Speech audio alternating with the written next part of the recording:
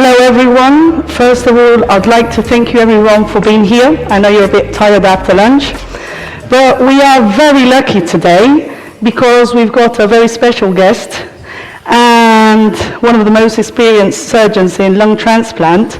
So, without further ado, here is Dr. Marcelo Cipel.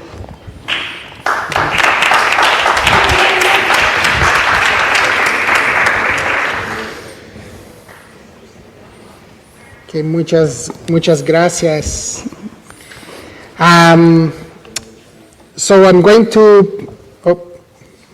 to present about lung graft preservation, and there has been a lot of changes lately in terms of the optimal temperature of organ preservation. These are some of my disclosures. So 1983 was the first successful lung transplant performed in the world by Dr. Cooper and team in Toronto. And I'd like to show this picture because since 1983, we have preserved lungs in a very similar fashion without any changes. And that has been the method of preservation. It's a cold flush solution of the lung, and then you inflate the lung with moderate amount of oxygen, and then you keep on cold static preservation on ice, which is maintains the organ between 0 and 4 degrees. And by using those methods of preservation, transplant teams have been very conservative, and they try to keep ischemic times, less than 6 hours and or 8 hours. And if you try to go beyond that, there has been some increase in mortality. I mean, this is registry data, so there is not a direct relationship here. But nevertheless, that has been the common practice. And if we could extend preservation, there's a lot of advantages from overcoming geographical hurdles. Better time for immunological matching. We could have organ banking strategies, and then also semi-elective transplantation, which has been really the dream of transplant surgeons. In terms of lung preservation, there has been demonstrations that when you use ex vivo lung perfusion, you can maintain organs for 24, 30 hours and still have very good outcome. But this was only possible with the addiction of ex vivo lung perfusion, as you can see in this study, where you had like 26 hours of preservation by having a cold preservation, 6 hours EVLP, and 10 hours preservation, and the lung performed perfectly after transplant. And this was actually demonstrated in clinical trials as well. So this is data from our own group with more than 100 cases with more than 12 hours of lung preservation. But this was all EVLP lungs. That has been the standard for long preservation times. But EVLP, as you know, we're going to discuss later, is a complex and expensive technology. And it probably shouldn't be used solely as a method of preservation, but rather as a method of assessment and treatment of injured organs. Now, when you go back to look at from the temperature aspect, back in the 80s, Dr. Cooper, when he was doing the studies in the lab in Toronto, he already showed at that time that 10 degrees was the best temperature of organ preservation, was better than 4 degrees. Interestingly, even 15 degrees was better than 4 degrees. And this was not ice, this was 4 degrees in a chamber, temperature controlled 4 degrees. So if you put ice, probably would be even worse than that in the comparison. 10 degrees is a perfect temperature because you can easily find a wine cooler, because white wine, best temperature of conservation is 10 degrees. So that was very suitable.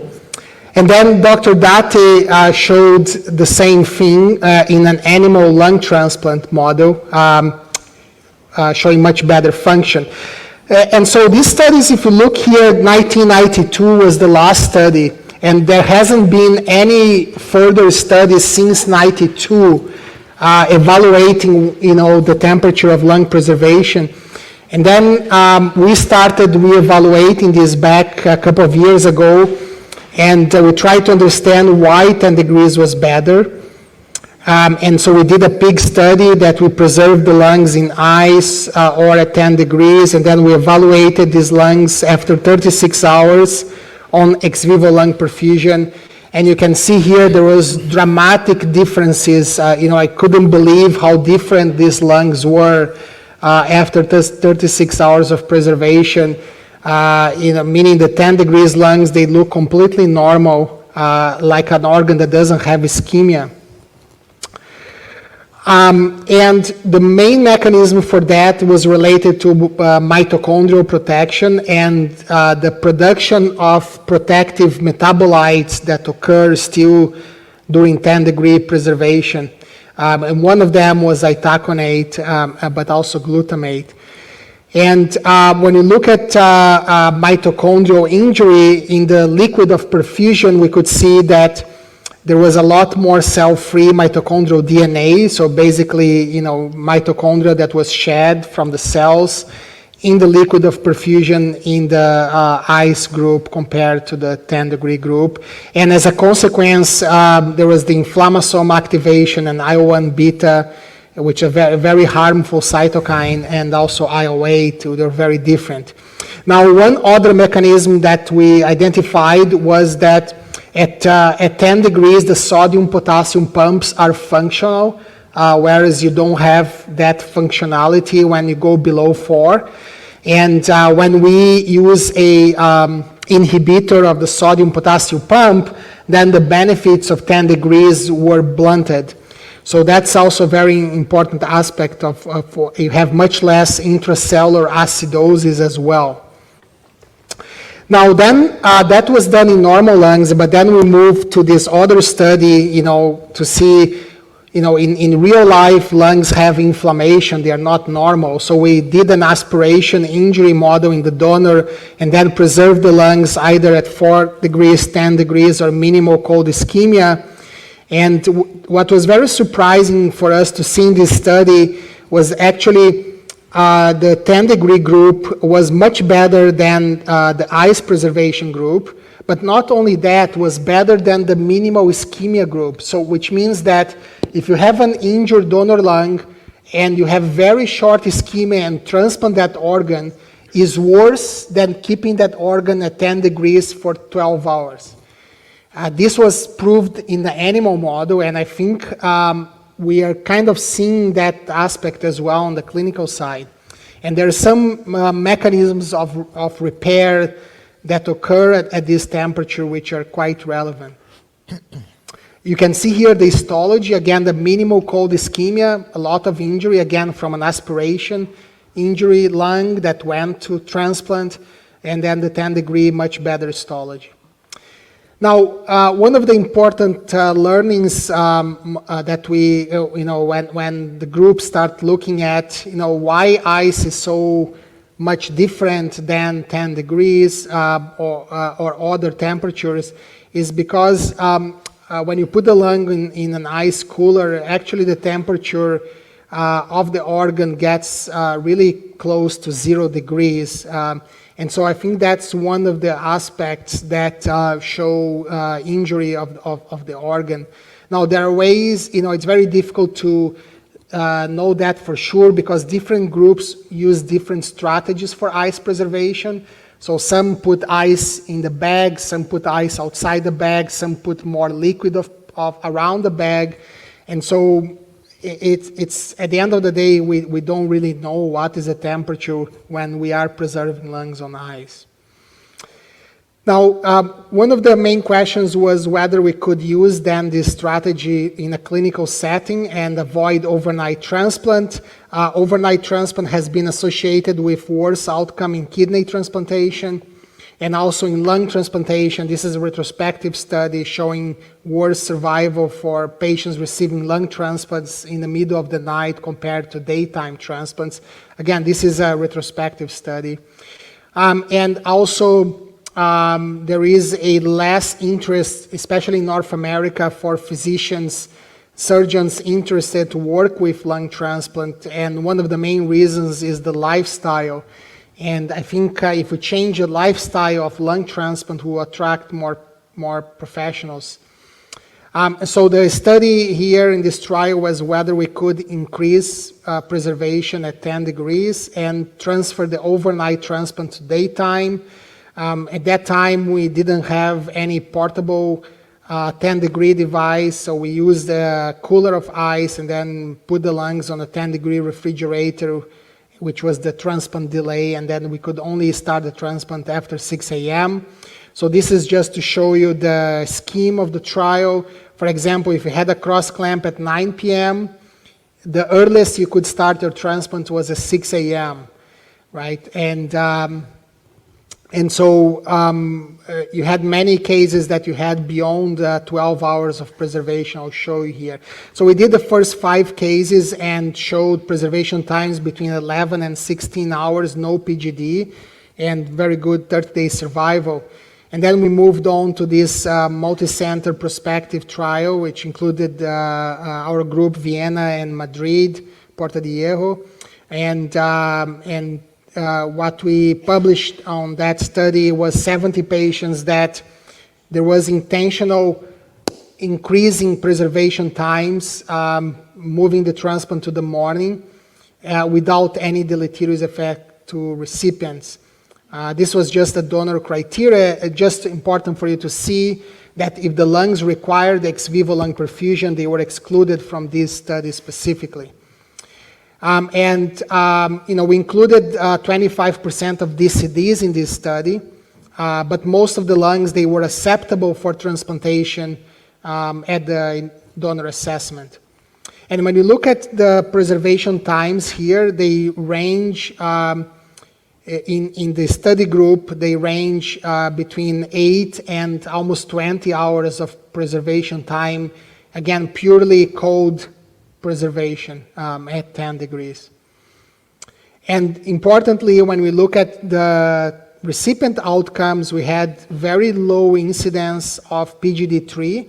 So you look here, 5.7% PGD3 at 72 hours, and 30-day survival of 100%, and all the other outcomes were very similar to a matched control that had short ischemic times preserved on ice. So the conclusions for this part is that 10 degree is safe, and it could become the new standard of cold static lung preservation, and there is a multi-center randomized trial comparing 10 degree versus ice preservation, which is currently ongoing. I'll show you just a few slides. Conrad, Dr. Rotzenecker presented this at the ISHLT last month, but basically it's a randomized trial comparing 10C versus ice, but we can preserve the 10C lungs for much longer, double the time as we can preserve the ice. This case, all the organs that are randomized to 10 degree use the portable device versus the ice cooler just use ice. Again, the inclusion criteria are very similar to the previous study, as I showed you, lungs that don't need any EVLP assessment. And we have 18 participating centers, we actually have now recruited 93 patients already, and the total recruitment is 300. So we're moving quite fast. This was just started a few months ago.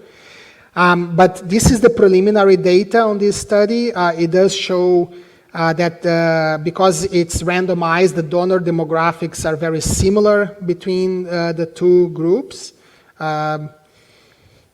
as well as the recipient demographics. It's similar. The only difference here was there was more sensitized patients in the 10C storage, but this probably will go away when the numbers increase. You can see here that the total preservation time is almost double on the 10C group. The use of post-operative ECMO has been very low, so 3% in the 10C storage group and 13% in the ICE, this was statistically significant, but again, this is just preliminary data. Nevertheless, when you look at PGD rates, very low PGD rates in both groups at 72 hours. And when you look here at length of mechanical ventilation, again, there is a trend towards better outcomes for the 10C storage, even though these lungs are being preserved for longer than the ICE group. But again, the numbers are still small, and this is preliminary. So 93 patients randomized so far. I think just to finalize, just to show here the current devices for, I would say, controlled hypothermic perfusion, controlled hypothermic preservation, not perfusion. None of these devices actually perfuse the organ. And you have devices which are kind of static, like this just benchtop fridge. And then you have portable devices, and some are disposable, some are not disposable. And this came from a recent review here. And then just the last couple of slides, I saw my time is up here. You know, hopefully using these technologies, we'll be able to have the organ banking strategies. As of now, we can't preserve organs for days yet. We are getting quite comfortable up to 24 hours. But if we alternate with EVLP, then we have shown that we can actually preserve the lungs for 3 days. And in these studies was an alternation between 10 degrees, which is again the hibernation temperature, and then short cycles of EVLP to resupply the organ with energy sources. When you alternate that, you can actually get a perfect lung 3 days after being removed from the donor animal initially. So I'll finish here, and I'll be happy for any discussion after. Thank you.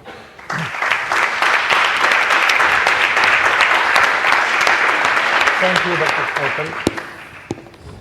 El siguiente ponente es el doctor Alberto Sandiumenche, que nos hablará sobre nuevas formas de mantenimiento del donante pulmonar.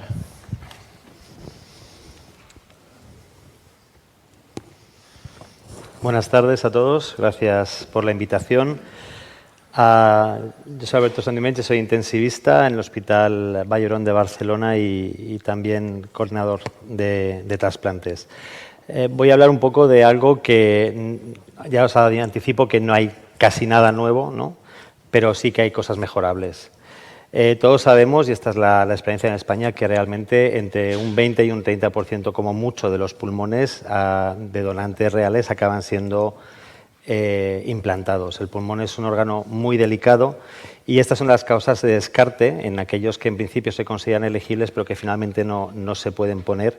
Como veis, sobre todo es el aspecto macroscópico, una de las causas más importantes, pero también PAFIs por debajo de 300, ¿no? Y luego hay otro tipo de causas, algunas que son imponderables, que no podemos modificar, pero otras quizá sí. Evidentemente, nuestros donantes, que en la mayoría, nuestros donantes pulmonares, que la mayoría están en las unidades de cuidados intensivos, tienen un perfil muy característico que además se ve influenciado por la propia patología, es decir, la muerte encefálica en los casos de muerte encefálica, o por el mismo ingreso en la UCI. Un poco por dar un resumen, ¿no? En la muerte encefálica son pacientes que tienen ya de por sí el propio proceso de muerte encefálica, pero es verdad que son pacientes que, tal como muestra la literatura y también nuestra propia experiencia en el Vall d'Hebron, desde que tienen la lesión neurológica hasta que desarrollan la muerte encefálica, no están mucho tiempo en la UCI, entre 24 y 72 horas en el 70% de los casos. Aquí está la casuística de mi hospital del año pasado, ¿no? Una media de un día entre que hacen el Glasgow menor de 8 y hacen muerte encefálica. Lo que quiere decir que no están mucho tiempo en la UCI, ¿no? En cambio, los pacientes en donación asistida controlada en muchas ocasiones tienen mucho más tiempo en la UCI y están sometidos a todo tipo de aparataje, la lesión por ventilación mecánica, el barotrauma, infecciones. Y lo que sí sabemos, y creo que es un estándar de buena práctica, es que estos pacientes en los que se decide limitar, porque no progresa una muerte encefálica o por cualquier otro motivo, se hace bastante más tarde desde el ingreso. Lo que quiere decir que por lo menos durante 5 días se ha intentado hacer todo lo posible por los pacientes. Yo creo que esto es algo importante, pero sin embargo, el otro lado de la moneda es que son pacientes pues, que tienen pues, los pulmones más dañados pues, por el volutrauma o el barotrauma de la ventilación mecánica e infecciones, etcétera. Hablando un poco de la muerte encefálica, esto ya es de libro, sabemos que cuando hay un proceso de muerte encefálica se libera una serie de mediadores inflamatorios que junto con otros procesos, como por ejemplo la disfunción del centro respiratorio y la producción de atelectasias, y el edema neurogénico hacen que estos pulmones sean difíciles de mantener y delicados, sobre todo a la hora del mantenimiento en el propio donante. Y esto nosotros también lo demostramos en un estudio que hicimos multicéntrico, en el cual pareamos 40 parejas de donante receptor pulmonar, tanto en muerte encefálica como en asistolia controlada, y miramos en varios puntos, tanto en el donante como en el receptor, cuál era la respuesta inflamatoria. Lo que pudimos ver es que en los pacientes en muerte encefálica, efectivamente, había más una respuesta inflamatoria mayor, ¿no?, en cuanto a los niveles de interleuquina 6 e interleuquina 10. No así para el TNF o la interleuquina 8. Sin embargo, esto tampoco vimos que tuviera efecto en el receptor a nivel inflamatorio y tampoco a nivel de disfunción del injerto. Es verdad que son pocos pacientes para poder demostrar un impacto clínico. Nos harían falta unos 700 pacientes para poder demostrar que esto tiene un impacto clínico en el receptor.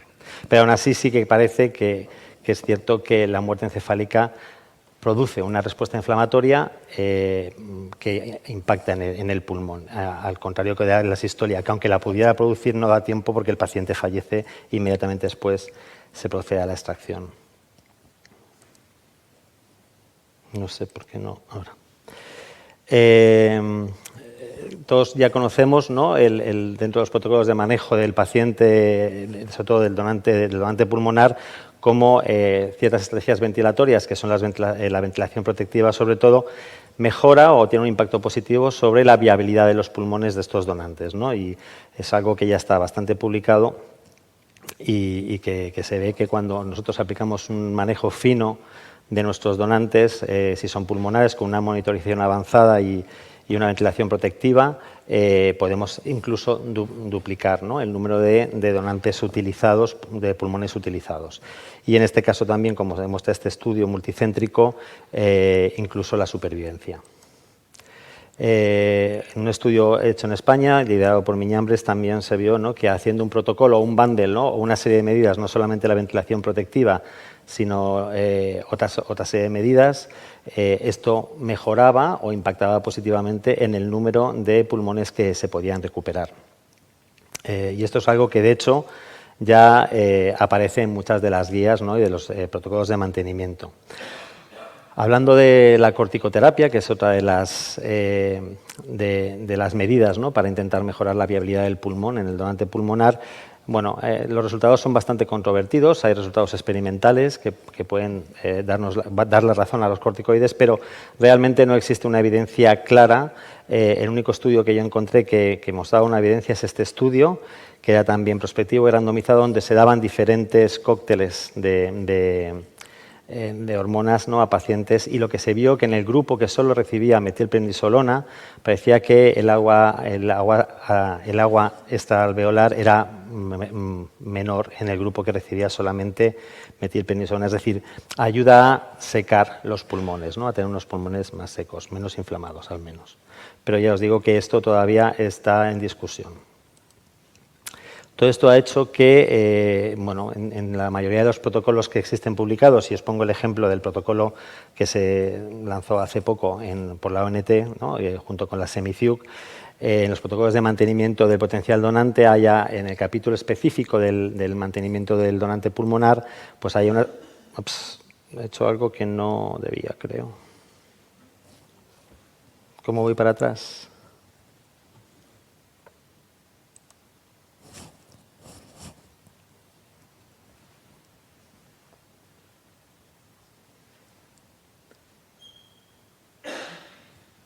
No sé qué he tocado, ¿eh?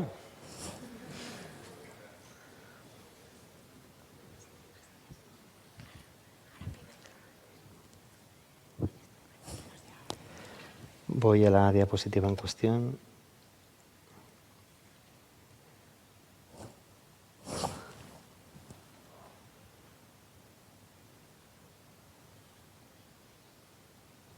Vale. Poco más. Ahí. Hay medidas específicas que incluyen el manejo de la vía aérea, medidas farmacológicas, donde incluyen también los corticoides como recomendación, el manejo fino de la fluidoterapia, ¿no? Y otros cuidados que se podrían sumarizar aquí, ¿no? Una ventilación protectora, un manejo fino con una monitorización avanzada, sobre todo en los donantes pulmonares, por supuesto prevenir la presencia y tratar la presencia de infección, y el reclutamiento, que también hay varios artículos que expresan diferentes maneras de hacerlo. Yo creo que esto depende de la experiencia que cada centro tenga haciendo reclutamiento pulmonar. Ha habido otros intentos, ¿no? o basados un poco en experiencias positivas en animales, de, por ejemplo, ver cuál sería el efecto de los anestésicos volátiles, ¿no? La administración de anestésicos volátiles en el donante antes de la extracción basándose en algunas teorías sobre cuál es el mecanismo, ¿no? Antiinflamatorio que estos pueden tener sobre el pulmón, sobre todo. Pero realmente en este estudio, que es el único que he encontrado retrospectivo, vieron que no había ningún impacto, ¿no? Aquellos pacientes que habían recibido anestésicos volátiles con respecto a los que no lo habían hecho, con lo que realmente ahora mismo no podemos decir que esto funcione. Lo mismo pasa con la naloxona. Durante un tiempo, y también instigados por estudios animales, se parecía que la naloxona podía aumentar la capacidad del pulmón, sobre todo a nivel de la PAFI, pero en este estudio randomizado tampoco encontraron ninguna diferencia en el aumento de la PAFI, así que la naloxona intravenosa tampoco, y este es un estudio prospectivo randomizado, tampoco parece que funcione. Otro de los estudios, otro de los fármacos que podemos utilizar en el donante y en el receptor son las estatinas, que como parece son los fármacos milagrosos, no solamente son hipolipemiantes, sino que tienen otras muchas funciones, entre ellas las funciones antiinflamatorias. Nosotros queríamos saber si la toma de estatinas en el donante y en el receptor, o en el receptor, podían mejorar la disfunción primaria del injerto una vez trasplantado en el receptor. Lo que vimos es que no disminuía el número, o sea, el porcentaje de DPI, pero sí que disminuía el grado de gravedad de esa DPI. Había menos DPI grado 3. Esto fue un estudio retrospectivo multicéntrico de 6 de los 7 centros españoles que había, y la verdad es que nos animó a iniciar un estudio multicéntrico y prospectivo para ver qué pasaba, que estamos a punto de finalizar. Diseñamos este estudio prospectivo, multicéntrico y observacional, en el cual lo que queríamos saber era si la toma de estatinas por parte del donante o del receptor podía mejorar, ¿no?, la disfunción primaria del injerto, sobre todo la gravedad de esta. Así que diseñamos un estudio en el cual tomábamos medidas, tomábamos sangre y analizábamos las citoquinas del donante y también del receptor en varios puntos. Incluimos a todos los pacientes, a todos los receptores pulmonares y sus respectivos donantes, tanto de fallecidos, ¿no?, tanto si fueran DBD como DCD. Y bueno, estos son los criterios de inclusión y exclusión. No os puedo dar resultados, pero espero en breve poder deciros algo más, a ver si esto se confirma o no. Yo no hago nada, se va esto. Yo le doy al botón nada más, es lo que hay que hacer, ¿no? Vale, voy a utilizar esto en vez, a ver si... Vale, vale. ¿Y ahora dónde? Aquí, ¿no? Esta máquina no me quiere. Ahora, otro de los proyectos en los que nos hemos embarcado es un poco en utilizar el Cough Assist, que muchos de vosotros seguro que lo conocéis, que es la insuflación-exsuflación mecánica, sabiendo que hay mucha evidencia en la literatura en cuanto a la higiene pulmonar. Se sabe que es un aparato que se utiliza en fisioterapia de manera rutinaria en las UCIs, se sabe que mejora la higiene pulmonar, lo optimiza en patologías neuromusculares, que ayuda a la extubación precoz de pacientes con weaning difícil de la ventilación mecánica, o que mejora la oxigenación en aquellos pacientes críticos, ¿no?, su utilización, así como mejora la compliance pulmonar en los pacientes críticos. Con toda esta evidencia y sabiendo que este es un aparato que se utiliza de manera rutinaria en los pacientes críticos, nos planteamos un estudio en el que recibimos financiación del Ministerio y también alguna beca privada,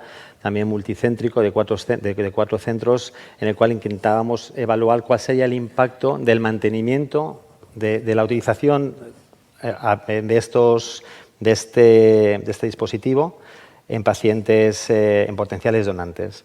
Así que a todos los pacientes elegibles sin contraindicaciones médicas y que hayan consentido la donación, tanto si eran DVD como de CD, pues les hacíamos, durante el mantenimiento, aplicábamos un protocolo que ahora os voy a explicar.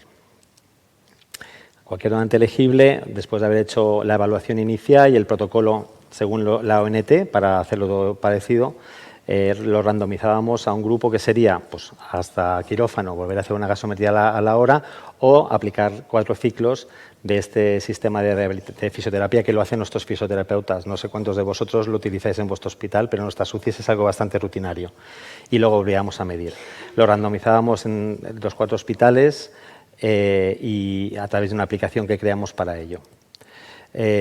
Consideramos que los pacientes no eran elegibles, según los protocolos de la ONT, si tenían una PAFI menor de 300, ¿no?, con PIB de 5 y FiO2 de 0,1. Bueno, solo llevamos 71, algo más, pero bueno, en el análisis de los primeros 71 pacientes lo que encontramos es que en general no había una diferencia entre aquellos pacientes que habían recibido el Cofaxis como parte de su mantenimiento, además del protocolo habitual de reclutamiento de la ONT, como los que no lo habían recibido. Pero cuando subanalizamos la muestra de aquellos pacientes que inicialmente ya tenían una PAFI menor de 200, vimos que la aplicación de este Cofaxis, que en el fondo es una técnica de reclutamiento, lo que está haciendo es que tosa el paciente, ¿no?, y drenar secreciones, sí mejoraba la PAFI y, como veis, aquellos que eran no elegibles inicialmente pasaban a ser elegibles, ¿no?, en comparación con aquellos que no les habíamos hecho esto. Es decir, era una manera de recuperar aquellos pulmones que inicialmente no parecían elegibles, pero con estas técnicas, que no son más que técnicas de reclutamiento, pues podíamos conseguir rescatarlos. La N es pequeña todavía y estamos pendientes un poco de ver si estos números se confirman, ¿no?, cuando aumentemos la N. No voy a hablar de las técnicas ex situ porque ya es mantenimiento del pulmón, no del donante pulmonar, ahí está el truco. Pero bueno, deciros que es una técnica que creo que ha venido aquí para quedarse, que hay de todo, desde tratamientos para cosas más lógicas hasta cosas que para mí se salen de mi entendimiento, que es la terapia génica y todo esto. Pero ya os digo que como va a haber una charla posterior, no me voy a enrollar y creo que ya voy mal de tiempo. Así que, como mensaje, ¿no?, sabemos que los pulmones son pocos, que menos de 20% de los donantes reales acaban siendo utilizados, ¿no?, sus pulmones, que son delicados y que mucho de ellos es consecuencia de la misma fisiopatología de la muerte encefálica, pero también del manejo de nuestros pacientes en la UCI, ¿no?, con el volutrauma y el barotrauma, y esto impacta mucho en la calidad del pulmón, que podemos mejorar haciendo lo que hacemos, pero mejor, es decir, no hace falta inventar la rueda, en el sentido en que tenemos protocolos de mantenimiento bien hechos, lo único que a lo mejor los implementamos mal, o podemos añadir herramientas como por ejemplo el Cofaxis, ¿no?, para intentar mejorar el reclutamiento de estos pacientes.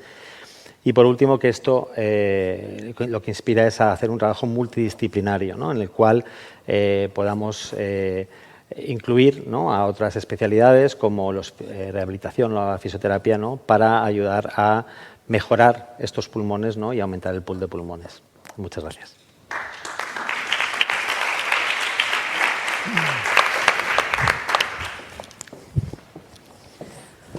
Nuestra siguiente ponente va a ser María Delgado Roe, con la donación en asistolia con normotermia tóraco-abdominal, resultados del trasplante pulmonar.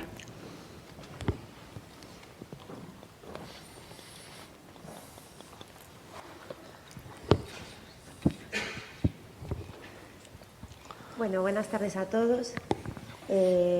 Muchas gracias al comité organizador por haber contado con el equipo de La Coruña para dar esta comunicación. Bueno, después de la ponencia de esta mañana, esto nos va a servir un poquito pues como una charla de repaso de conceptos, que después de comer siempre viene bien, a ver quién saca buena nota. Y bueno, un poco también os quiero dar la versión pues un poquito desde el punto de vista del cirujano, ¿no? En este caso, desde mi punto de vista de una persona que, bueno, cada vez voy menos a las extracciones, pero he hecho unas cuantas y creo que puedo hablar con cierto criterio. Entonces, ¿por qué estamos aquí hablando de la donación con sistemas de preservación toracoabdominal en pacientes en asistolia? Bueno, pues estamos hablando porque, como esta mañana comentábamos, tenemos un número de pacientes en lista de espera, tanto de pulmón, riñón, hígado, corazón, y necesitamos más donantes. Entonces, bueno, esto es la consecuencia necesaria de que, obviamente, los donantes en asistolia, que ya son un pool de donantes muy importante, pues pasan a ser candidatos a poder utilizar ese corazón. Son donantes óptimos, generalmente, donantes más jóvenes, con mejores PAFIs, con unos criterios más estrictos y, por lo tanto, nos vemos en el ambiente de tener que organizar protocolos nuevos y trabajar en conjunto con un sistema al que no estábamos habituados. Con lo cual, ¿qué nos encontramos? Con dificultades organizativas. También, como comentábamos esta mañana, el tema de los problemas éticos, que si se clampan los troncos, que si se clampan y se cortan, que si se utiliza un NACEC, que si uso el ECMO con el recuperador. Bueno, pues hablaremos también de eso. Y luego, pues actualmente, tanto la experiencia que tienen otros grupos a nivel americano y otros centros europeos es escasa, al igual que la nuestra. Es decir, estamos empezando, tenemos que ser críticos con nuestros resultados. Entonces, bueno, pues un breve resumen de por qué estamos hablando de la normotermia. Bueno, pues todos sabemos que al principio, como comentábamos, los resultados que se obtenían con los donantes en asistolia en extracciones súper rápidas de cara a los receptores, tanto la preservación del órgano como los resultados eran peores que cuando empezaron los compañeros del abdomen a utilizar el sistema de perfusión en normotermia para preservar los órganos abdominales. Posteriormente, los torácicos vamos y decimos, bueno, ¿y por qué no lo hacemos también con el pulmón? Y entonces empezamos a utilizar este mismo sistema en el abdomen y una extracción súper rápida a nivel abdominal. Y entonces empezaron, como comentábamos, las opciones de poder utilizar el corazón también en estos donantes en asistolia y, por lo tanto, coexistir tanto la normotermia abdominal como la normotermia torácica, y empezaron a salir los primeros artículos. Bueno, ¿cuál es la diferencia? Bueno, pues evidentemente sistema de asistencia, generalmente en el abdomen, ECMO. Cuando es una normotermia toracoabdominal, a preferencia de los equipos, puede ser una bomba, la CEC, o bien un sistema ECMO con un recuperador. Tenemos que ser muy cuidadosos los cirujanos torácicos en la hemostasia cuando estamos trabajando en una asistolia en la que solo hay equipo abdominal. Sin embargo, como comentaremos posteriormente, el tema de la hemostasia, cuando entran los compañeros cirujanos cardíacos, se complica un poquito más. Como comentábamos, tenemos que cortar los troncos y desanguinar al paciente.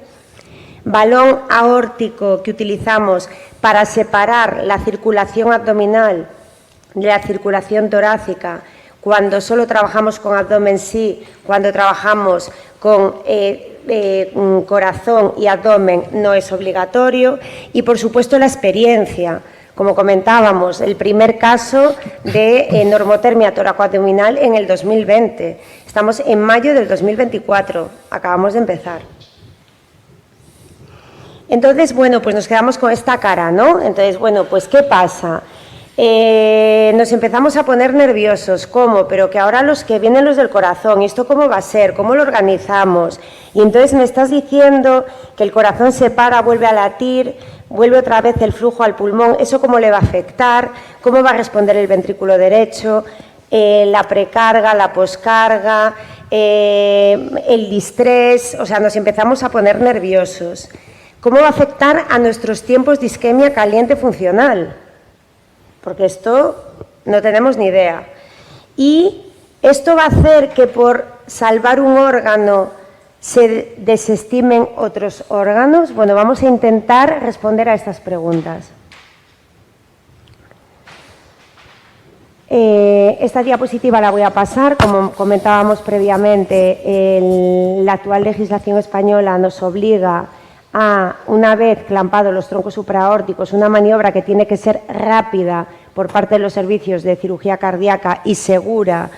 Después tenemos que cortarlos a nivel distal para que no haya ningún tipo de riesgo, se minimicen de circulación colateral. Y entonces estamos en que nos avisan que hay un donante, que esta vez, aparte de extraer el corazón en una sistolia y los órganos abdominales, tenemos un compañero de cirugía cardíaca.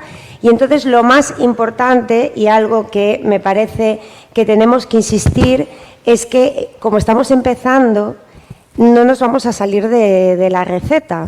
Vamos a intentar seguir el protocolo, porque el protocolo está, el protocolo existe y se ha escrito en coordinación con los compañeros de cirugía cardíaca, porque seguro que si todos contásemos aquí experiencias os encontraríais a compañeros de cirugía cardíaca que pues no sé de qué me estás hablando el protocolo ONT, yo tengo el protocolo de mi hospital. Bueno, pues estos problemas surgen, no nos podemos salir del guión, el guión está por algo. Entonces, claro, existe el problema de que aquí cada uno quiere cuidar lo suyo, porque esto es la situación real de las extracciones, no nos equivoquemos. La situación real es que yo voy a por mis pulmones y quiero llevar mis mejores pulmones, pero es que no nos podemos olvidar que tampoco podemos fastidiar al que tenemos al lado. Es importante que nuestro órgano esté en las mejores condiciones, pero también el del compañero. Y ahí se nos olvida lo que comentábamos, hasta dónde podemos forzar. ¿Y quién es el guía de este acto que dice, se acabó, el corazón no vale, y aquí tenemos que empezar a trabajar los demás?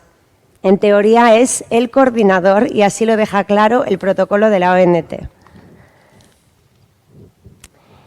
No me voy a parar en tiempos y vamos a hablar ya de lo que en teoría me han invitado a hablar, que es de resultados de qué está pasando con este tipo de receptores. ¿Qué sucede cuando a los receptores le ponemos, a los receptores pulmonares, un pulmón de una sistolia que viene de una normotermia toracoabdominal?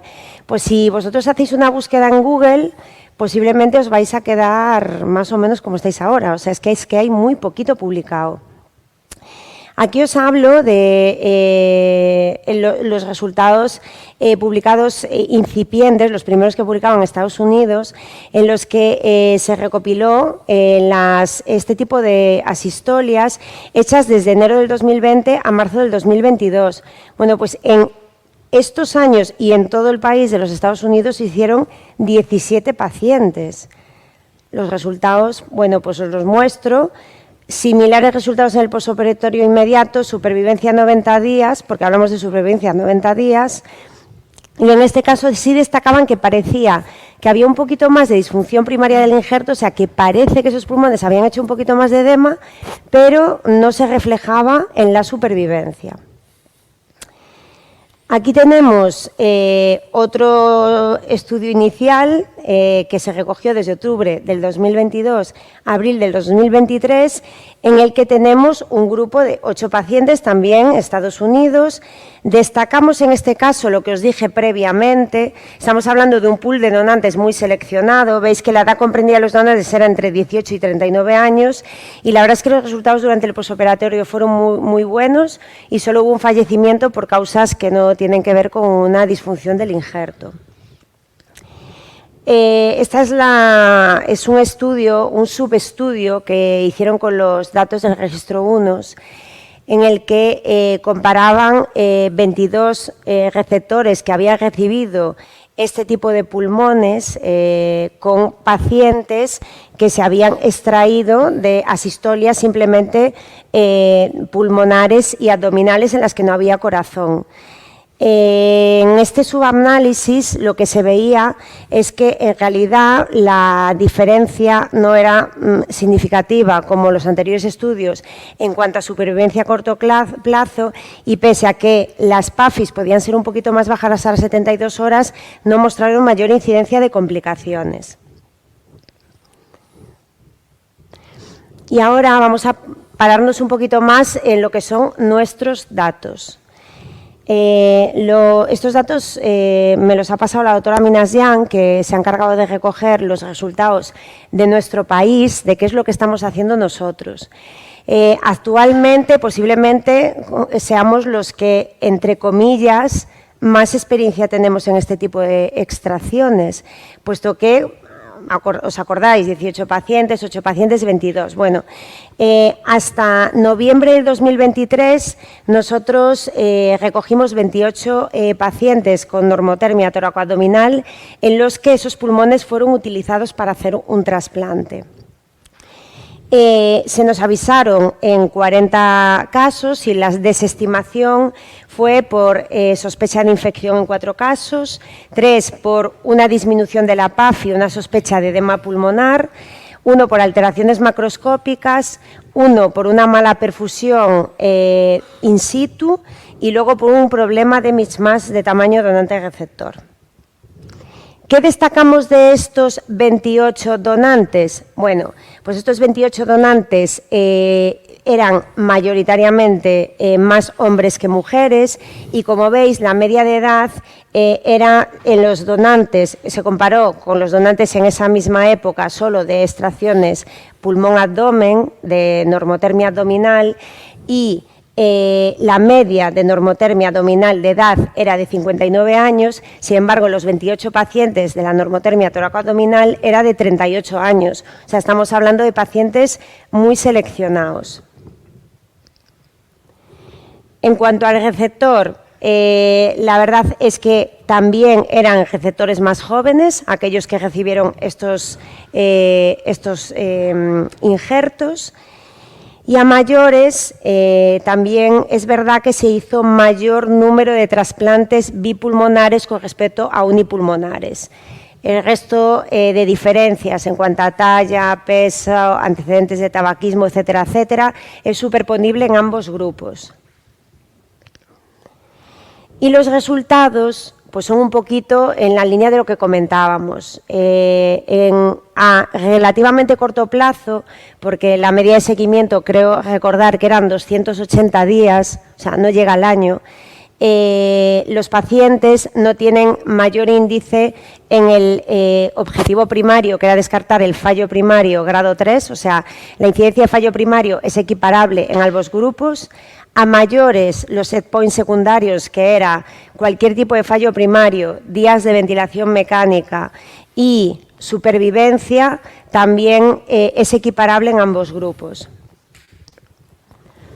Y entonces vamos a intentar responder a la última pregunta, es decir, María, ¿me podrías contestar si cuando vais a estas extracciones habéis detectado que los pulmones se utilizan menos porque hacen más edema? Bueno, pues en esto que hemos analizado, estamos hablando de 40 extracciones en las que se nos avisa con normotermia toracoabdominal, en la que hemos utilizado 28, más o menos estamos en la media, es decir, tenemos un 75% de aprovechamiento, que puede ser lo que se corresponde a una asistolia normal o una muerte encefálica.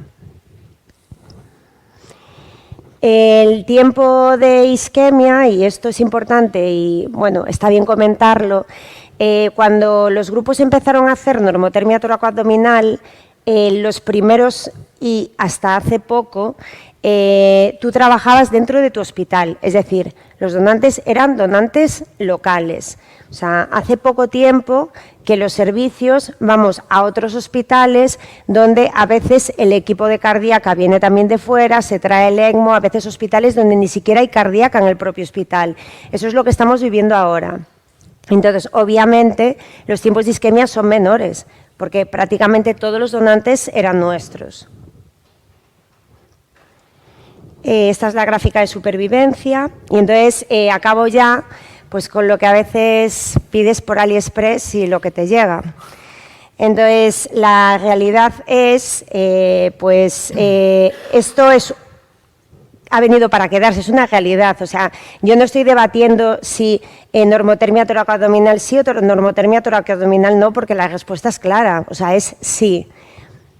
Problemas, tenemos que enfrentarnos a una organización, tenemos que comunicarnos. A veces no es fácil porque, como hemos dicho, van equipos de distintos sitios a hospitales que no son los suyos y cada uno va con unos objetivos propios.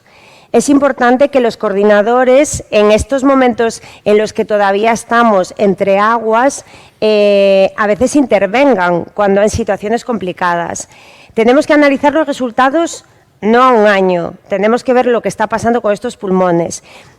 Y obviamente, ¿qué es lo que va a pasar? Porque todos sabemos que poco a poco estos donantes de 35, 55 años, incluso para corazón, acabarán siendo de 60, de 63. Entonces, ¿qué va a pasar con esos pulmones cuando estos donantes no sean donantes tan ideales, sino cuando empecemos a meter en la normotermia toracoabdominal donantes subóptimos? Muchísimas gracias.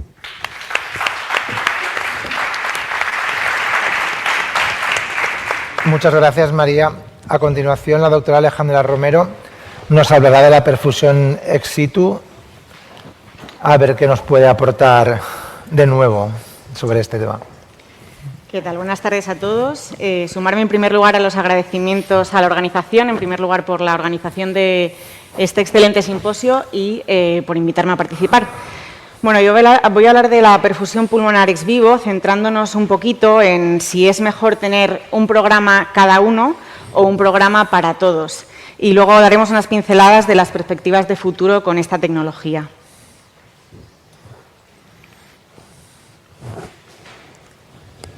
Bueno, esta es la situación actual del trasplante pulmonar en España, que ya nos ha comentado la doctora Elizabeth Coll.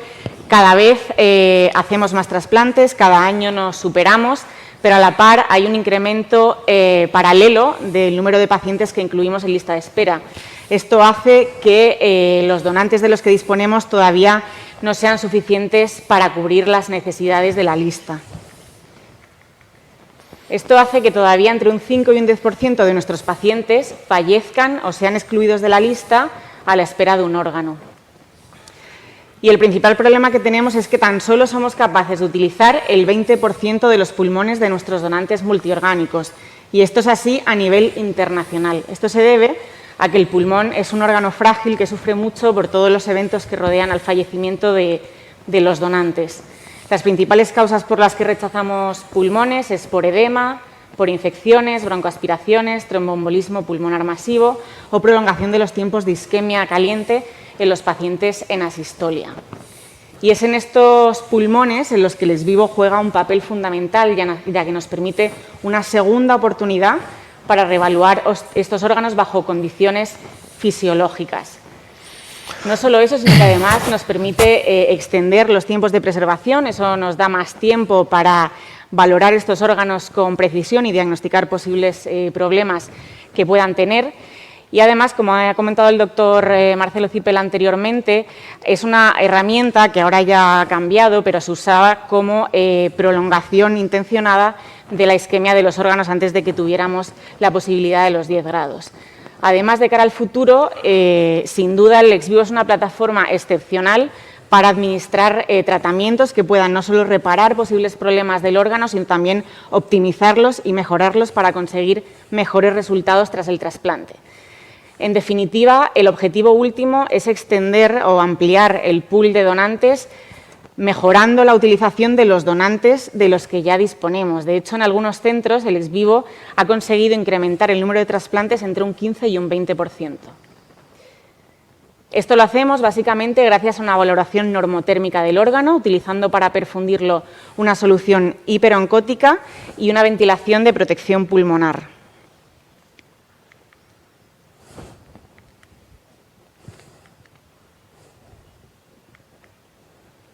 Bueno, a día de hoy, desde el punto de vista clínico, el ex vivo se utiliza fundamentalmente para valorar los órganos y reacondicionarlos. Estamos hablando de órganos marginales que no consideramos válidos para trasplantar de forma directa.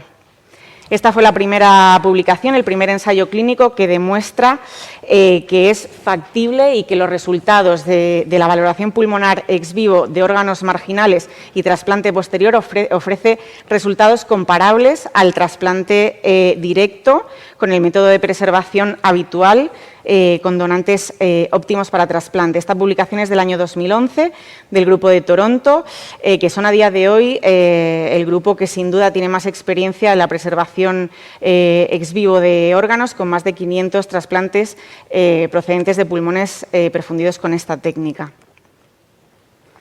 Esto es un metaanálisis publicado en el año 2019 que incluye 8 estudios publicados entre los años 2012 y 2018, un total de 1.190 pacientes trasplantados, de ellos el 15% pulmones marginales evaluados con ex vivo.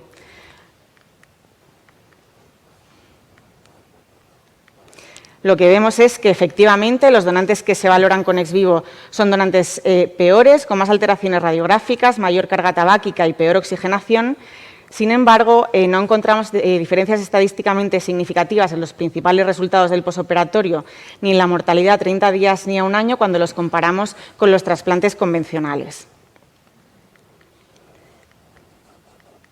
Sin embargo, si nos fijamos en los grupos que participan en este metaanálisis, la mayoría son grupos con alto volumen de ex vivos.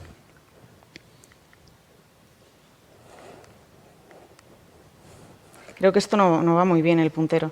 Bueno, esto es un trabajo más reciente, es un análisis retrospectivo de una base de datos estadounidense en la que se incluyen la mayoría de trasplantes realizados en el país. Lo que hacen los investigadores es evaluar los trasplantes pulmonares realizados entre los años 2018 y 2022, fundamentalmente los trasplantes que se realizan tras perfusión pulmonar ex vivo, y establecen mediante un método estadístico un punto de corte de 15 trasplantes pulmonares realizados con pulmones valorados con ex vivo para dicotomizar entre grupos de bajo volumen de trasplante con ex vivo y grupos de alto volumen. Lo que concluyen es, en primer lugar, que el ex vivo es un procedimiento infrecuente, tan solo el 6% de todos los trasplantes que se realizan en este periodo, y en segundo lugar lo que ven es que los resultados del trasplante con este tipo de órganos en los centros de bajo volumen es significativamente peor al de los centros de alto volumen. Por tanto, concluyen que aumentar la experiencia con la perfusión ex vivo va de la mano con la mejora en los resultados del trasplante con este tipo de órganos. Y es que hay bastantes barreras y problemas a la hora de implementar un programa de perfusión ex vivo en un hospital. Es un procedimiento complejo que requiere experiencia y, como hemos dicho, es un procedimiento infrecuente, por lo que ganar esta experiencia no es sencillo y hay una necesidad de estar continuamente entrenándose. Además, hay dificultades para adoptar los nuevos avances que nos proponen los centros de alto volumen con más experiencia.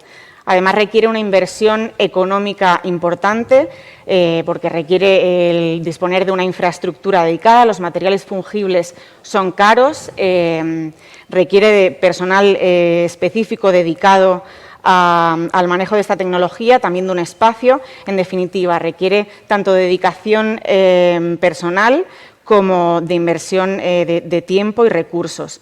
¿Cuál es la mejor forma de optimizar los recursos y a la vez mejorar los resultados? Pues disponer de centros de referencia o centros especializados. A este respecto os traigo este trabajo, es un ensayo clínico estadounidense gracias a un centro dedicado única y exclusivamente a la perfusión pulmonar de órganos, que es este centro llamado Lung Bioengineering. Empezaron con un centro en Maryland, con 6 quirófanos dedicados únicamente a la perfusión pulmonar ex vivo. A día de hoy tienen un segundo centro en Florida. Colaboraron con 7 hospitales a una distancia de aproximadamente 750 millas de este centro de referencia, lo que son aproximadamente unos 1.200 kilómetros. Y bueno, como veis aquí, estos son los centros, estos son los quirófanos de los que disponen, 6 en el centro de Maryland, otros 3 en el de Florida. Se estima que son capaces de realizar unas 1.800 perfusiones de órganos al año. Sin duda, uno de los puntos fuertes es la formación del personal, que se dedica única y exclusivamente a la perfusión pulmonar, formados en el Hospital de Toronto, y además de eso cuentan con un consultor médico especializado en ex vivo y un consultor médico del Hospital de Toronto disponible para dudas, toma de decisiones, etcétera. Y para todo ello disponen de esta plataforma interactiva a la que tienen acceso todos los profesionales encargados del procedimiento y en la que pueden disponer de todas las imágenes, de vídeos en directo del procedimiento, las pruebas complementarias, un poco las estadísticas de evolución del proceso. El proceso es relativamente sencillo de contar, un poco más difícil de organizar. En cuanto el profesional encargado de la extracción del órgano ve que es un potencial candidato a perfusión pulmonar ex vivo, contacta con este centro. Si el órgano cumple los criterios de inclusión, se pone en marcha todo el entramado logístico para organizar el transporte. El personal encargado de la perfusión se dirige al centro y se transporta el órgano en preservación fría convencional. Se realiza el procedimiento y si el órgano es válido para trasplante, se empaqueta junto con un informe de la perfusión y se devuelve mediante la preservación fría al centro trasplantador. Con este proceso se evaluaron 112 donantes, de los cuales 63 de ellos, de estos órganos, fueron válidos para trasplante, un 60% de tasa de aprovechamiento. Compararon estos 63 órganos que se implantaron en 66 receptores con 49 controles contemporáneos. Y lo que vieron en este caso, a diferencia de lo que veníamos viendo en estudios anteriores, es que sí había una diferencia significativa en cuanto a la disfunción grado 3 del injerto a las 72 horas, un 24% en los pulmones de ex vivo frente a un 4% en los controles. Sin embargo, esto no tuvo una repercusión en la supervivencia al año, que fue similar entre los dos grupos. Por tanto, ¿qué ventajas nos dan los centros especializados? Bueno, pues que la experiencia y los recursos están concentrados y esto nos permite minimizar los costes sin comprometer los resultados. Además, eliminamos las barreras y expandimos esta tecnología también a aquellos centros que no pueden logísticamente disponer de un programa de ex vivo. Y por último, pues bueno, nos da bastante experiencia como para poder en el futuro trasladar esta tecnología de una meramente de evaluación a una plataforma terapéutica o de optimización de órganos. Bueno, y a este respecto, ¿a dónde vamos, no? ¿A dónde nos quiere llevar la perfusión pulmonar ex vivo? ¿A dónde pretendemos llegar con ella? Pues sin duda al tratamiento y mejora de la calidad de los órganos. Voy a dar algunas pinceladas de experiencias fundamentalmente del grupo de Toronto, que son sin duda los que llevan la cabeza con respecto a esto. En primer lugar, el tratamiento con fibrinolíticos de pacientes o de pulmones, con tromboembolismo pulmonar masivo. Esto se realiza desde el punto de vista clínico, es sencillo, simplemente con perfusiones con tiempos habituales entre 4 y 6 horas. Administramos los fibrinolíticos a la solución de perfusión y lo que vemos es que hay una mejoría de los parámetros hemodinámicos y una mejoría de la función del órgano. Desde el punto de vista preclínico, pues ha habido ensayos clínicos con antibióticos de amplio espectro en pulmones con neumonías. Como veis aquí son perfusiones un poquito más largas, en torno a 12 horas, pero sí que han demostrado reducir la carga bacteriana, los niveles de endotoxinas y mejorar la función pulmonar.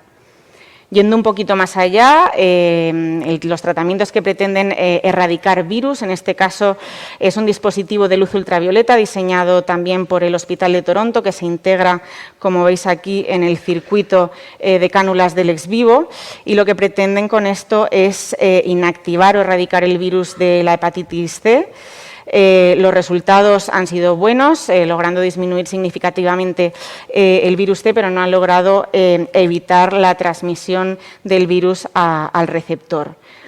También se está investigando acerca de la posibilidad de erradicar el citomegalovirus, que si bien no es una contraindicación para el trasplante, sí que tiene una repercusión importante, fundamentalmente en receptores seronegativos que reciben órganos seropositivos. Esto lo hacen con una toxina de fusión que se internaliza en el CMV latente y provoca su apoptosis.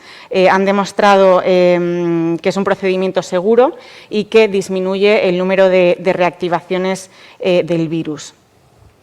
Por último, bastante interesante también, la conversión de grupo, de pulmones del grupo A a pulmones del grupo 0, mediante la adición de estas dos enzimas que veis aquí a la solución de perfusión del ex vivo. En este caso no solo realizan el tratamiento con estas enzimas, sino que después hacen un test de provocación y, como veis aquí, en los órganos que han sido tratados con las enzimas añaden anticuerpos circulantes a la solución de perfusión. Estos anticuerpos en los pulmones tratados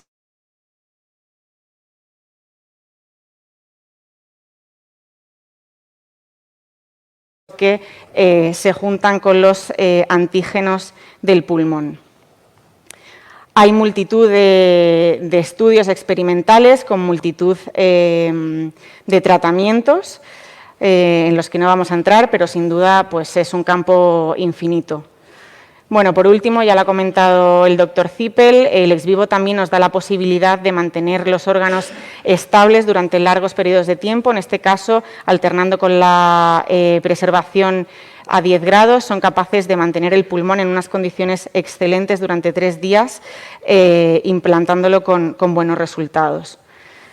Y bueno, poco más. El futuro del ex vivo pues probablemente pase por conseguir mejorar las condiciones fisiológicas en el dispositivo, consiguiendo mantener los pulmones estables durante días o incluso semanas. Esto nos permitiría administrar tratamientos y, pues bueno, al final con los diagnósticos con los diagnósticos rápidos que se espera obtener con la inteligencia artificial, lo ideal sería mantener los pulmones durante un tiempo, que la propia máquina te dijera si el órgano es bueno, no y por qué, si no lo es, qué tratamiento le tienes que administrar y después de administrar el tratamiento que te diga si ese órgano se ha recuperado, se ha rehabilitado y es óptimo para trasplantar. Y, bueno, pues al margen de los centros especializados, ¿por qué no tener centros dedicados a la ingeniería genética de órganos? Y eso es todo.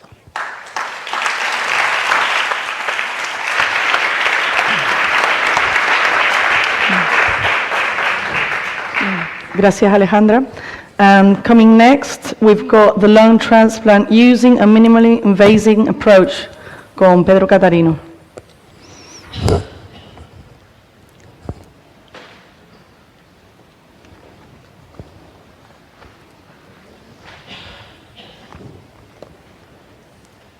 Hello, can you hear me?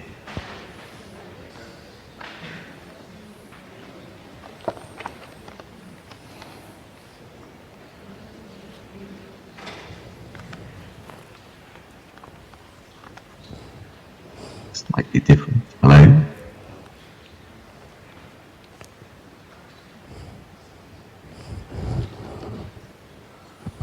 Yes, we can hear you. I'm just trying to get the presentation view. Doesn't seem to... You've got to put full screen on. Here we go. Okay, thank you very much for asking me to talk to you about this subject. I'm a cardiac surgeon. I know many times lung transplant is done by thoracic surgeons, and so when I talk about this minimally invasive approach, understand that our group has come to it from a cardiac perspective. So I have no disclosures. So I'm going to just identify what I think the problem at the moment is and try and define what I mean by minimally invasive lung transplant. And I'll try and give you a little bit of evidence that it improves outcomes. And if I have time, I'll get on to whether robotic assistance can help. So this is the situation in the United States at the moment. You can see that cystic fibrosis is disappearing as an indication for lung transplant. And, you know, really, ever since the lung allocation score, the majority of lung transplants have been done for restrictive disease. So this is pulmonary fibrosis, and the proportion of cases for pulmonary fibrosis is increasing dramatically. And against that background, if you look at the age of recipients, of course, there's been a slight increase in sort of middle age, 50 to 64, but look at the very sharp increase in patients receiving lung transplants over the age of 65. And how are we doing these lung transplants? I mean, 80% are done through this clamshell incision. This is one of our clamshells. I don't think it's a particularly extensive clamshell, but you can still see that it's a fairly brutal incision for an elderly patient. And we also do sternotomy lung transplants. And many times people think that sternotomy means that you have to use mechanical circulatory support, but here we're doing the left lung transplant using a suction cap on the left ventricle, allowing us to do the medium sternotomy lung transplant off pump. And the issue is this, you have to get the lung out and get the lung into this thoracic cage. And there are various options, and we've chosen an option, to use a minimal thoracotomy. And people worry that, are we going to get a healthy lung into the space without sort of forcing it in? So I just want to start off with this video just showing you that just by applying a little bit of suction to the thoracic cavity and very little bit of prodding, the lung will easily go into a small space.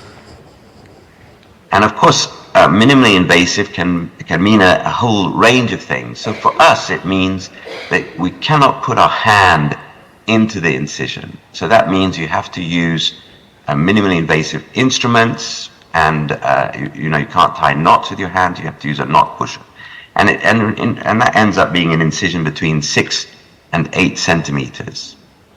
And of course, we try and do as much as possible just with this soft tissue retractor that you can see puts a minimal stress on the rib space, but mostly we need to put a small retraction in as well as this soft tissue retractor.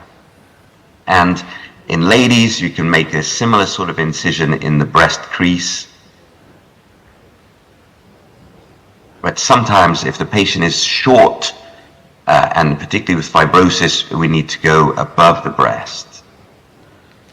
And the key to the approach is this counter incision that's made laterally and inferiorly and allows us to put the stapling device and the clamp in. And you can see this is the sort of approach. So the main incision is obviously the working incision, and then this counter incision allows for the placement of the stapler, and in due course the clamp for the left atrium. So here you can see the view of the surgeon. We get control of the vessels initially and then put this stapler in through the counter incision, which easily goes around the vessel and does the stapling and transection.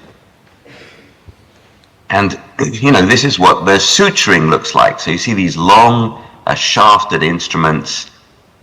It's difficult for both surgeons to look into the incision at the same time, and of course the angles can be difficult, with this sort of approach of suturing. But it's perfectly feasible, and just to show you who we think is suitable. So looking back on I started here in Los Angeles in March 2021, and from then until the end of January this year, we've done 110 minimally invasive cases. And it represents about half of our overall workload. And you can see that our second preference is sternotomy, but we do a fair number of clamshells as well. And if we look at the pathologies, the majority of the pathologies in minimally invasive are interstitial lung disease. But you can see that there are a good number of all the other conditions, except for, we had a large number of COVID ARDSs that we did all by median sternotomy. And if you look at the need for circulatory support, the majority of our cases are done off pump, but we have a fairly liberal approach to using ECMO and even cardiopulmonary bypass in some cases. So we just recently published our outcomes. This is available online. It's not yet in print. There's the reference, and I'll just pull out the key factors. So the first thing is, is this operation taking longer for us to do? So I've highlighted the warm ischemic time. So that is the implant time, the time from which we put the lung into the chest to us taking the clamp off and reperfusing it. And the study pulled out 37 matched cases, because of course the indications are very different. We choose our cases selectively as surgeon preference. So we try to match patients for the indication for surgery and their recipient characteristics. You can see that in the matched group, the difference in warm ischemic time is not clinically relevant. And we're a training institution, so the majority of the actual sewing of the lung transplants is done by a resident. It's a senior resident. Usually they've completed their cardiothoracic training and they do a 1-year transplant fellowship. And so these are the individuals who are actually doing the sewing. And you can see that overall it also makes no difference to the operating time, whether we use these minimally invasive incisions or a traditional incision. And what did we find? Well, we did reduce in the matched groups, we reduced the ICU length of stay and also the total postoperative length of stay. And when we look at the analgesia that we used, most of the patients are getting epidurals. And we're currently in a phase of transition where we're moving to more regional blocks with these patients. But the key thing is, in the United States, there's a great pressure to discharge patients not on opioids because of the opioid pandemic and the worry of getting patients addicted to opioids. And so, whereas 2/3 of traditional incisions, patients go home with opioids, only 1/3 of these minimally invasive patients go home with opioids. And if we look at their lung function, then FEV1 at discharge and FEV1 at 3 months are both significantly better with the minimally invasive approach. So quite a number of surrogates that show a better outcome with the minimally invasive approach. This is the overall survival curve. This is not the matched group in red, but the blue, which is the minimally invasive group, has a 95% 360-day survival, which is very favorable regardless of what controls you might be using. And so if I have a little bit of time, I want to switch to the idea of doing this robotically. This picture is a bit difficult to understand, but on the left, it's the view that the surgeon has looking down through the incision. So this oval incision is what you look through, and you see this hilum, the PA, bronchus, and LA, and you see it quite obliquely. Whereas here you have the hilum viewed from the side, as you would with a VATS camera or the robotic camera, and you can see that you see the hilum much more clearly. And this minimally invasive approach is quite difficult for both surgeons to look through the incision at the same time, so it's difficult to train. Whereas with the robot and the camera, if you have two consoles, it's very easy to train. So the robotic platform which we have is the Da Vinci Xi, which has 4 robotic arms.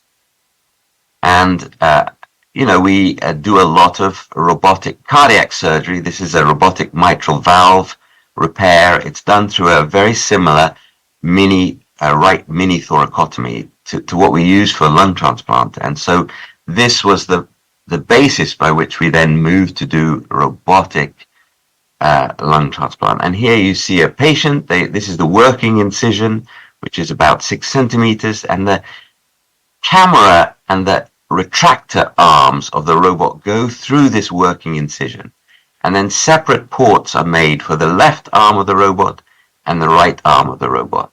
And then this other incision is made initially for the stapler and then for the left atrial clamp. And this is what it looks like at the end. And this is what it looks like with the working incision made with the soft tissue retractor in place. We use a special clamp that we've had modified, which is essentially a thoracoscopic Lambert K, which is for the left atrium. For the pulmonary artery, we put this standard PA clamp through the working incision. And this is sort of what it looks like in the operating room. So there's the surgeon on the console, and then there's a bedside surgeon who follows the sutures through the working incision.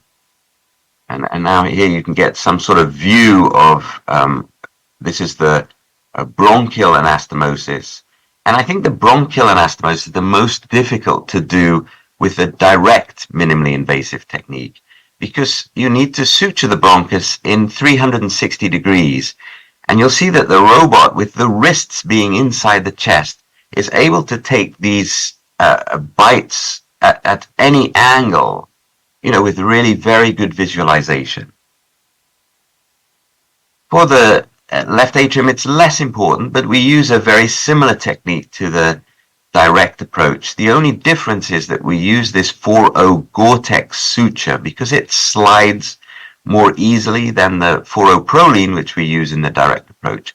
And we put a suture at each end as stays, and then we use one of the sutures at the end to run the Gore-Tex suture. And you can see that we are using a vertical mattress everting suture to make sure that the intima is opposed to the intima, donor to recipient, and there's no thrombogenic material in the anastomosis.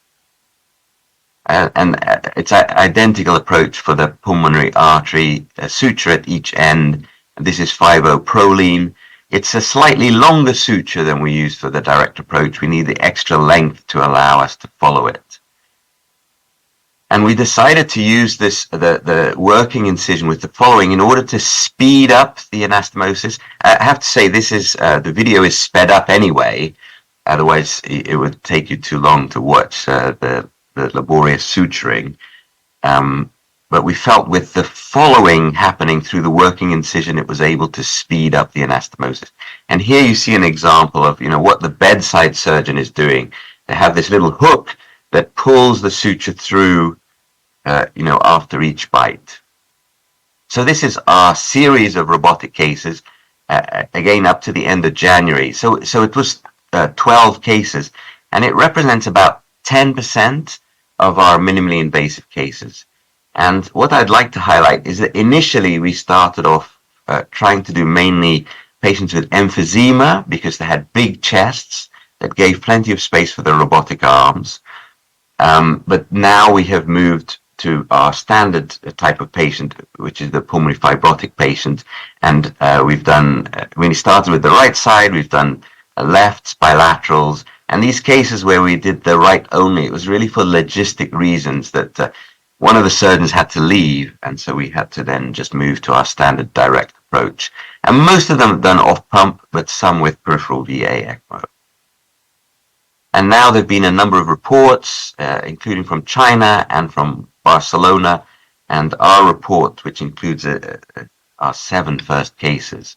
And I also just want to highlight the work done by Dr. Albert Jauregui in Barcelona and his team, because they have done this with a different approach, the sub-xiphoid approach, which means that they've not needed to make any incision in the thoracic cage. They are able to take the lung out and put the lung in through the sub-xiphoid approach. So I hope that this talk has made you realize that a truly less invasive approach is possible for most patients, regardless of their pathology and their body habitus. And then, of course, it's VATS surgery for lung disease, cancer. It was very difficult to show real differences between the VATS and the open approach. But now nobody uses the open approach for lung cancer surgery, and I suspect this will happen with a large proportion of cases of lung transplant as well. And I think the robotic approach is a very appealing. It is very much easier to visualize and to train on this, and I think it is a more easily disseminatable technique across other institutions, and I think it allows us to avoid using the rib retractor.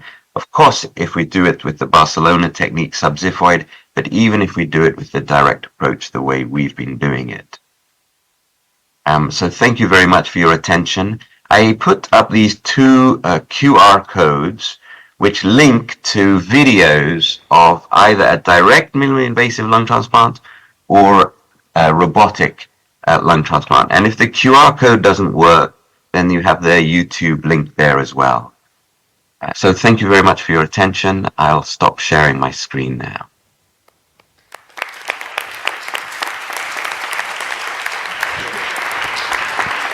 Volvemos a la...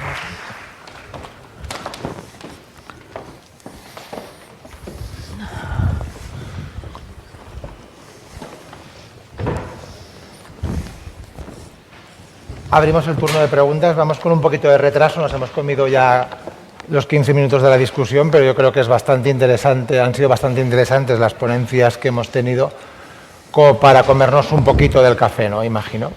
Con lo cual abrimos el turno de preguntas al auditorio. Doctor Miñambres.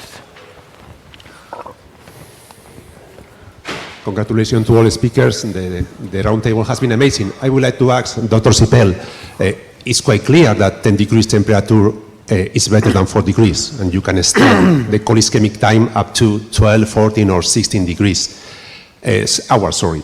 However, have you evaluated the combination of 10 degrees plus reduced cold ischemic time in order to see if they offers better results than 10 degrees plus 12, 14 hours of cold ischemic time?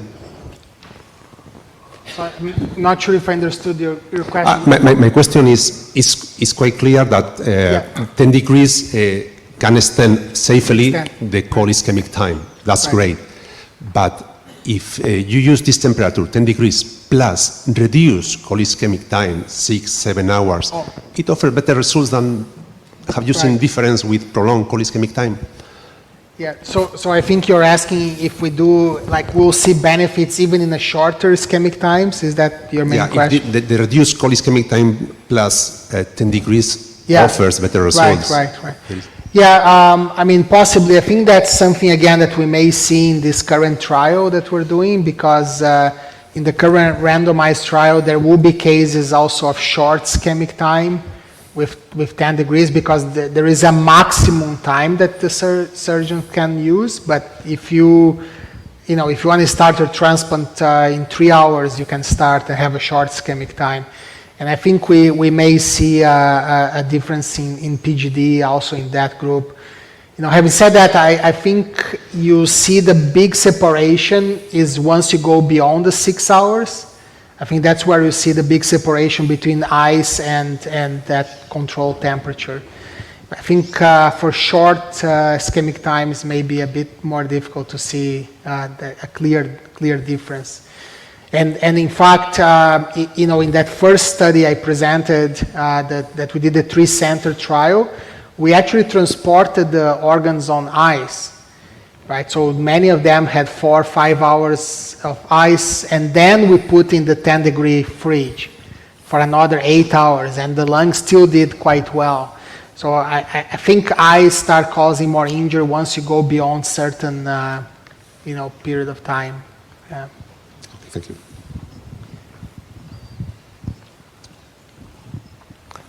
Doctor Hoyos. Marcelo, thank you very much for the presentation. I have a question regarding your protocols. How did this new 10 degrees strategy has changed your protocol in the harvesting and logistics and organization schedule? And especially, how do you back up with the canceling the daily surgeries and organizing that schedule? I think that's something interesting. Yeah, no, that's a very good question. First of all, I haven't done a lung transplant after like 9 p.m. for 3 years now. So that completely changed my life. I convinced my colleagues to do that as well. And gradually they also approached. So back in 2000, 75% of our transplants were overnight. And right now we have only 15% of the lungs happening overnight. So we are using much more hours during the day, which is something you have to organize with your hospital because, of course, you have elective surgery and so on, and you have to create more capacity. But it is cheaper to have surgery during the day for the hospital. The other thing we also have used is sometimes, let's say if you have a donor that is like at 3 o'clock in the morning, and you have your elective surgery list starting at 8 o'clock, we would put the lungs in the 10C and then do the elective list and start the lung transplant like at 4 o'clock when you finish your elective surgery. And also when you have lungs donors at the same time, the hospital won't let us do the 2 lungs at the same time, so we just do one, finish, and then do the other one. So those are things that have really facilitated a lot. But basically for any donors after 7 p.m., I already booked the transplant for 8 a.m. at that point, because I know if the lung is good, go on 10C and start at 8 o'clock.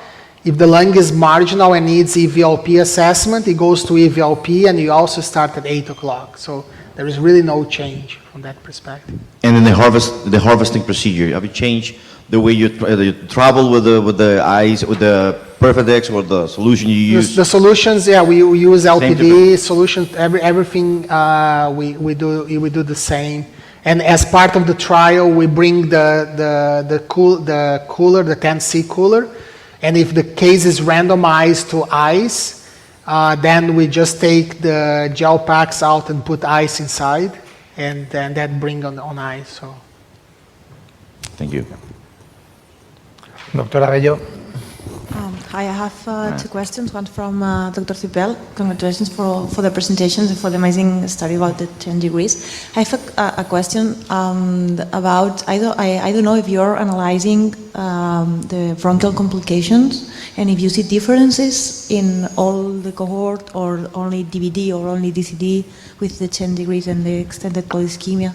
Right, that's very important. As of now, we have not seen, in that 70 patient evaluation, we haven't seen any difference. But I think that's something very important that we need to look very carefully, especially when we start going, to 18 to 24-hour preservation times. We are not seeing PGD rates, but I think we need to look at whether, we are not seeing, I would say, any bad bronchial complications, but whether there is a bit more of sloughing of the mucosa and so on, that has to be looked systematically. And I think that's very important as well. But so far, not a big signal there. Thank you. Y una segunda pregunta muy rápida. Es un mix para María y para Alejandra.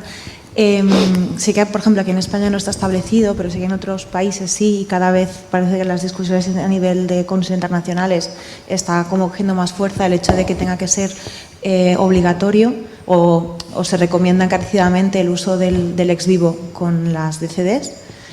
¿Qué pensáis? Y con las no controladas, si realmente creéis que, por ejemplo, las no controladas se deberían poner en el ex vivo antes de trasplantarlas, y qué opinión tenéis con las controladas. A ver, en teoría una de las ventajas de la normotermia es precisamente no tener que utilizar el ex vivo, porque es más económico, por decirlo así, utilizar el ECMO, la bomba, lo que sea que estés utilizando, da mejores resultados, da los mismos resultados que utilizar el ex vivo, y económicamente es más rentable. Entonces yo creo que en la sistolia controlada el ex vivo, al menos en mi experiencia, no debería de ser mandatorio. En la sistolia no controlada es otro tema. Y yo no tengo experiencia, o sea que no sé si quieres contestar. Bueno, yo creo que al final el ex vivo nos sirve para valorar pulmones que nos generan dudas o de los que directamente no podemos estar seguros de que son óptimos, ¿no? Entonces eso pasa fundamentalmente con la no controlada y con la controlada con perfusión toracoabdominal normotérmica cuando el corazón fracasa y, como decíamos, no podemos tener una vasometría. Pero al final el ex vivo siempre sirve como un paracaídas, ¿no? Como hablábamos anteriormente, para aquellos casos con los que no tenemos experiencia. Decíamos que el ex vivo no ha sido tan útil en nuestro programa de normotermia toracoabdominal, las historias en normotermia toracoabdominal, pero probablemente es porque no disponemos de él. Si lo tuviéramos, o si todos dispusiéramos de él, o si fuera un procedimiento sencillo que nos da grandes garantías, lo más probable es que eso hubiera sido la rutina, y una vez estás seguro de que esos pulmones son buenos, ya te lanzas a hacerlos sin ex vivo. No, eso pasó con la sistolia controlada en Canadá. Al inicio metían prácticamente todas, cuando vieron que esos órganos eran buenos, dejaron de utilizarlos. No lo hemos hecho aquí, pues yo creo que por ese motivo, ¿no? Porque todavía no tenemos un programa de ex vivo robusto que no genere muchos problemas logísticos para todos, o porque directamente no lo tenemos. Y en el caso de la no controlada, yo creo que sí que debería ser mandatorio, porque poner ese órgano es lanzarte a la aventura de esperar que como macroscópicamente es bueno va a funcionar, pero no lo sabemos. Es que, perdón, a mí me llama la atención que, a ver, el ex vivo no es una tecnología innovadora. O sea, ya convivimos con el ex vivo ya desde hace años. Evidentemente, los donantes marginales yo creo que no hay ninguna duda, no vamos a hablar de la no controlada, pero me llama la atención de que la realidad de nuestro país, no estoy hablando de Estados Unidos, de las distancias de Estados Unidos, de otras circunstancias, sino la realidad de los donantes que tenemos en nuestro país con respecto a los receptores que tenemos en nuestro país y con respecto a la situación sanitaria / económica de la que disponemos. El uso del ex vivo no veo que se haya incrementado. Es que el problema del ex vivo es que parece que siempre ha estado aquí, pero no es tan sencillo. O sea, está aquí, pero nunca ha llegado de forma tan potente como podríamos hablar de Toronto, podríamos hablar de Estados Unidos ahora con estos centros. Entonces, es un procedimiento que para tener garantías y tener buenos resultados hay que dominarlo y no es tan sencillo como parece. Por eso, bueno, pues yo creo que tenemos que mejorarlo y tener programas más sólidos y eso se hace trabajando con ello. A ver, es que yo creo que en parte lo que quería decir es que la situación de Estados Unidos y de España es distinta. O sea, entonces Estados Unidos existen en esos centros porque esos centros son necesarios y obviamente recuperan una cantidad de pulmones que ellos pues precisan según su lista de espera y su mortalidad en lista de espera. Me parece que no es de la realidad que tenemos en España. Es una opinión, ¿eh? O sea... Sí, o sea, lo dices porque realmente tenemos muchos donantes y a lo mejor no es necesario aprovechar del todo. Beneficio-riesgo, vamos a decirlo así. Yo sé que estaba para... If I can just comment on that, I understand everything you said, but don't say anything bad about me.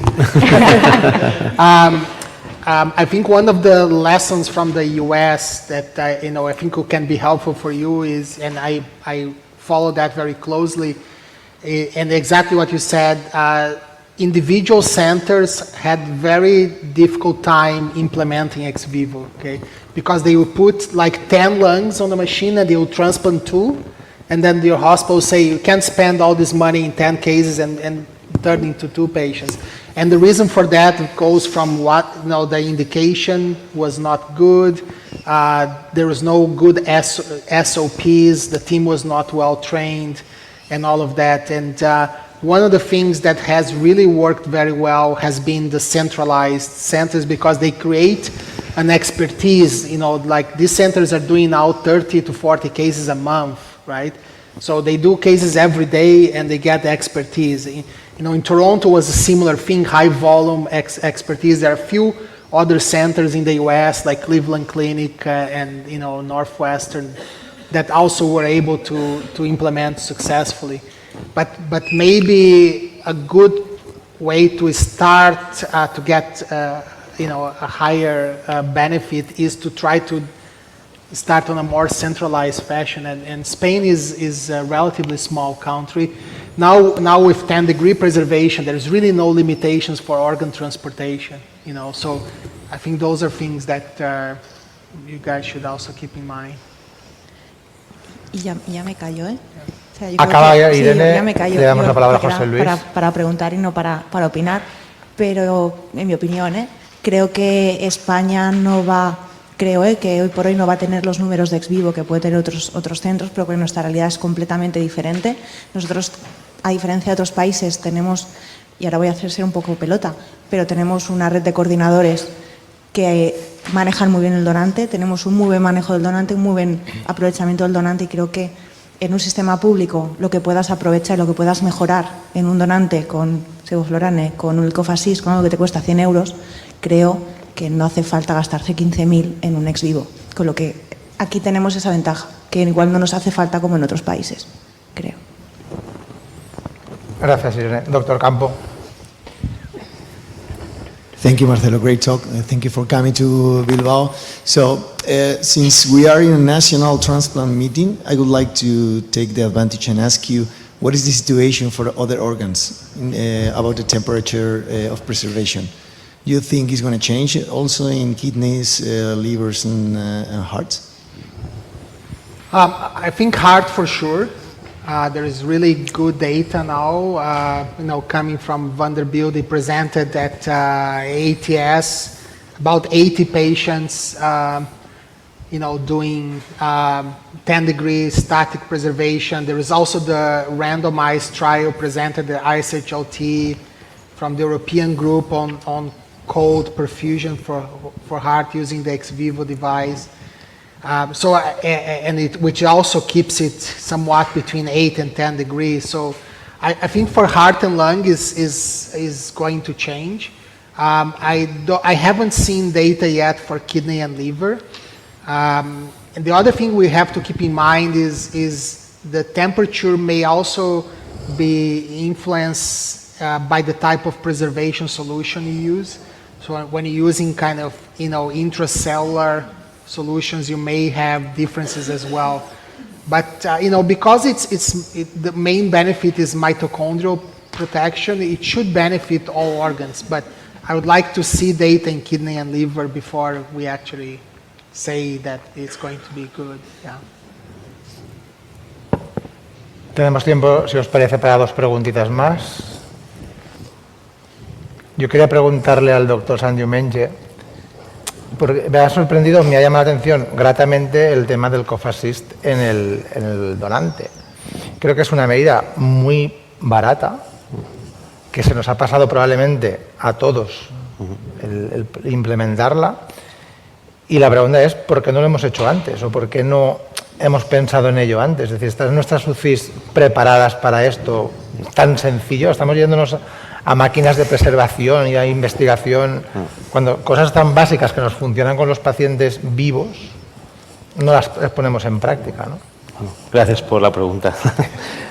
La verdad es que también nos lo preguntamos nosotros, ¿no? ¿Por qué no lo hemos hecho antes? De hecho, cuando solicitamos la ayuda al Ministerio, una FIS y todo esto, fue la mejor valorada. Yo es que creo que a veces, como lo de la temperatura, son medidas sencillas que tienen un impacto muy grande, ¿no? Creo que la tecnología es buena, es importante, pero es lo que decía la doctora Bello, ¿no? Que al final hay cosas que se pueden hacer. El COFASIS, yo no sé, en vuestros hospitales lo utilizáis de rutina, se utiliza, tenéis, porque en mi hospital es una cosa que se utiliza de rutina y mucho más desde el COVID, ¿no? Como una medida rutinaria. Entonces, de hecho, ni tuvimos que pedir consentimiento porque es una medida de confort habitual en un paciente. Y esto es una medida sencilla y sí, yo creo que en el futuro, si los resultados siguen siendo los mismos, quizá podamos hablar de incluirlo como parte del manejo rutinario de un donante pulmonar o de un donante en general, porque tampoco lesiona ningún otro órgano ni impacta negativamente en... ¿no? Sí, entonces... Muy interesante. Doctor Hoyos, cerramos con su intervención. Pedro, thank you very much for your presentation. I have one question. There's actually two questions at the same time. The first question is, how often you have to you move from robotic of minimal invasive into open surgery, and what is the reason for that? Because I think I missed it. And which one are the pitfalls for not going into a minimal invasive and stay on open surgery? What is the main condition that you just choose to move into open?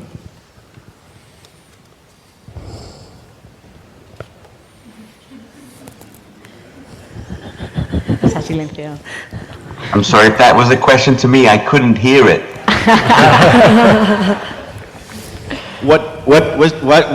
How many surgeries you move from minimal invasive to open surgery, and how often? And the other question was, what is the reason that you decide not to do minimal invasive and keep on open surgery?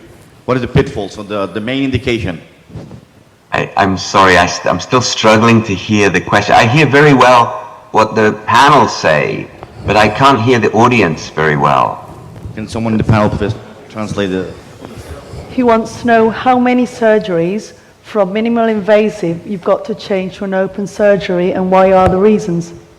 Okay, so 2 or 3 times we've had to convert from, when we've made a small incision, we've had to convert from the small incision to a clamshell, and we've done that for adhesions, unexpected adhesions.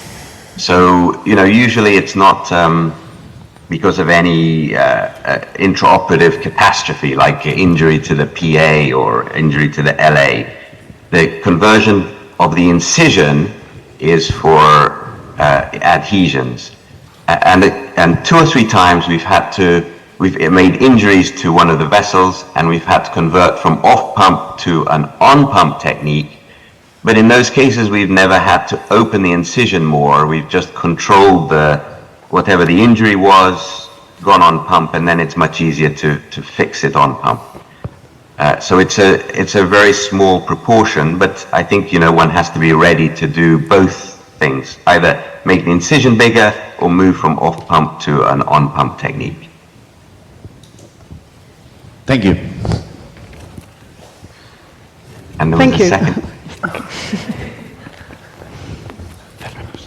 Bueno, muchas gracias a todos. Creo que hemos agotado nuestro tiempo y nuestro exceso de tiempo.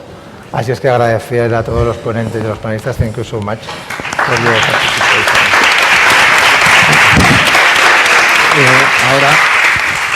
Ahora tenemos tiempo para un café, pero si os parece que en 15 minutos volvemos y así no nos retrasamos para la inauguración del Congreso, ¿vale? Que deberíamos acabar un poco antes de las 6.